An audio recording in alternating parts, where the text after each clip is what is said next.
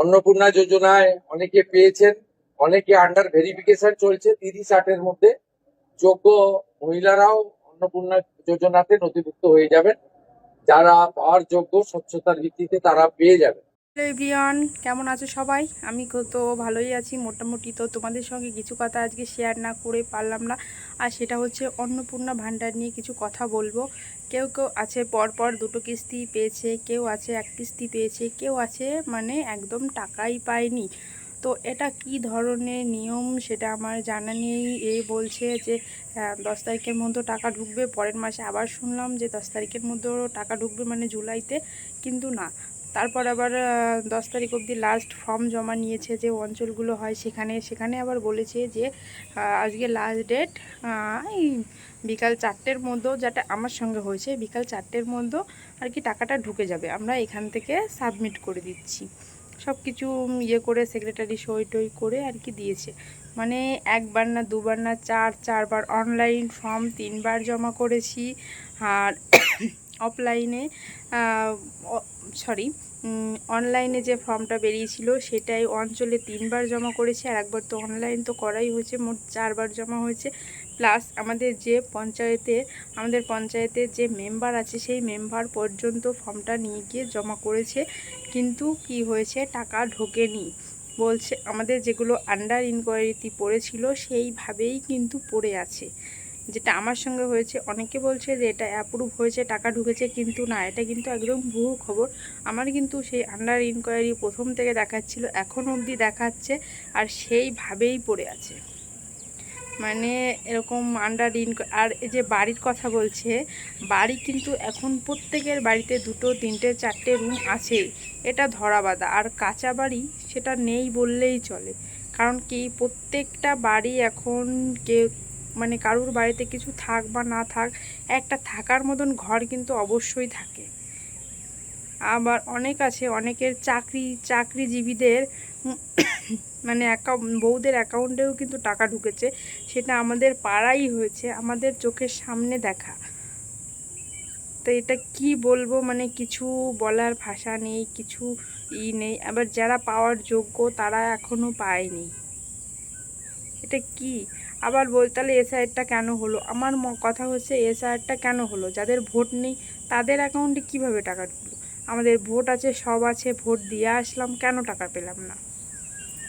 আর ভোটের আগে কি বলা হয়েছিল যে যোগ্য লোকেরা টাকা পাবে, যোগ্য লোকেরা অযোগ্য লোকেরা পাবে না? এখানে যোগ্য অযোগ্য কোথা থেকে আসছে? প্রথমে থেকেই বলা হয়েছে যে যারা লক্ষ্মী ভাণ্ডার পেত তারা সবাই অন্নপূর্ণা ভাণ্ডার পাবে। হ্যাঁ, যাদের ভোটের নাম বাদ গেছে, যারা এই দেশীয় না, সবাই বলছে, যেটা নিয়মে মানে ডকুমেন্টসে উঠে এসেছে যে তারা এই দেশীয় না, হ্যাঁ, তারাও অনেকে কিন্তু টাকা পেয়েছে। সেটা আমি দেখাতে পারি। আধার কার্ড আছে, ভোট নেই, জীবনে কোনো দিন ভোট দেয়নি, তাও টাকা পেয়েছে। কেন পেলো? আমাদের ভোট আছে, সব আছে, কেন পেলাম না টাকা? মানে নতুন সরকার এসেছে, আমাদের সব কিছুই ভালো করছে, সব দিক দিয়েই ভালো করছে, কিন্তু এই দিক দিয়েই কিন্তু সরকারের ভীষণ পরিমাণে বদনাম হচ্ছে। হ্যাঁ, আমিও এখন অনেক কথা বলছি, এটা আমার বলা উচিত না, কিন্তু তাও আমি বলতে বাধ্য হচ্ছি, কারণ আমি টাকাটা পাইনি, তো আমার গায়ে লাগছে, একটু হলেও আমার গায়ে লাগছে। এটা যদি কারো যোগ্যতা অনুযায়ী টাকা হতো সেখানে কেউ কিছু কিন্তু বলতো না। এটা যেহেতু সরকার দিচ্ছে, সরকারি অনুদানই বলতে পারি, সরকার যেহেতু সব মায়েদের দিচ্ছে, তাহলে আমরা কেন পাবো না? আমাদের যদি ফর্ম ভুল হয়ে থাকে, আন্ডার ইনকোয়ারিতে ফেলে আছে, 2-3 মাস লাগে একটা ফর্ম চেক করতে। এর জন্যই কি আমরা নতুন সরকার এনেছি? তাহলে ফর্মটা আমাদের যেখানে ভুল হয়েছে সেটা আমাদের দেখিয়ে দিক, যে এখানে ভুল হয়েছে, এই ডকুমেন্টস দেওয়া হয়নি, সেটা আমরা যদি দিতে পারি তবে আমরা টাকা পাবো। যদি প্রমাণ না করতে পারি তাহলে আমরা পাবো না। সেটাও দেখানো হচ্ছে না। আবার এদিকে আমাদের ভুলটাও মানে দেখানো হচ্ছে না, ফর্মটা বাতিলও করা হচ্ছে না। মানে এটা এক কথায় বলতে গেলে খারাপ ভাষায় গিলছেও না, ছাড়ছেও না। এটা কি ধরনের নিয়ম? আমরা যদি টাকা পেয়ে থাকি তাহলে আমাদের টাকাটা অ্যাকাউন্টে দেওয়া হোক। আমাদের যদি এরপরে যদি মানে ইনকোয়ারি করে যদি আমরা যদি মানে টাকাটা পাই, তাহলে কি আমাদের এই 2-3 মাসের টাকা কিন্তু একবারে দিতে হবে?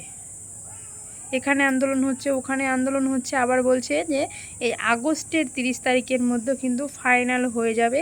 দেখি ফাইনাল কি রেজাল্ট আসে, তারপর কিন্তু আমরাও দেখব যে কারা যোগ্য কারা অযোগ্য, মানে কারা অযোগ্যরা টাকা পেয়েছে, আবার যারা যোগ্য হয়েও টাকা পায়নি। মহিলা আন্দোলন কিন্তু একের পর এক হয়ে আসছে এবং হবেই কিন্তু। তাই বলবো টাকা দেওয়া বন্ধ, আমার মতে টাকা দেওয়াটা বন্ধ থাক আপাতত। আন্ডার ইনকোয়ারি হয়েছে বা রিজেক্ট হয়েছে বা আন্ডার প্রসেস দেখাচ্ছে, অনেক রকম দেখাচ্ছে। তো সবটাই বলবো, সবটাই ইনকোয়ারি হোক আগে, সঠিকভাবে ইনকোয়ারি হয়ে তারপর টাকাটা ছাড়া হোক। কেউ পাচ্ছে কেউ পাচ্ছে না, এতে কারুর কেউ অসুস্থ হয়ে পড়ছে, মানসিক চাপ বেড়ে যাচ্ছে কারুর, কেউ কেউ টেনশনে স্ট্রোক হয়ে আসছে। এটা কেন হবে? সরকারি যখন টাকাটা ছাড়বে তখন সবাই পাবে, একজন পাচ্ছে একজন পাচ্ছে না। মা বোনেরা, কোনো বাড়ির মা বোনেরা হাসছে, কোনো বাড়ির মা বোনেরা কাঁদছে। এটা কেন হবে? সরকারের কাছে, আমাদের নতুন সরকারের কাছে একটাই অনুরোধ যে আপনি এটা একটু তাড়াতাড়ি দেখেন, যাদের আমাদের আন্ডার ইনকোয়ারি আন্ডার প্রসেস এইগুলো ইনকোয়ারি করে একবারে টাকাটা ছাড়া হোক। ধন্যবাদ সবাইকে। ভিডিওটা বেশি বেশি করে শেয়ার করো সব বন্ধুরা, আর তোমাদের মতামতগুলো অবশ্যই কমেন্টে জানিও।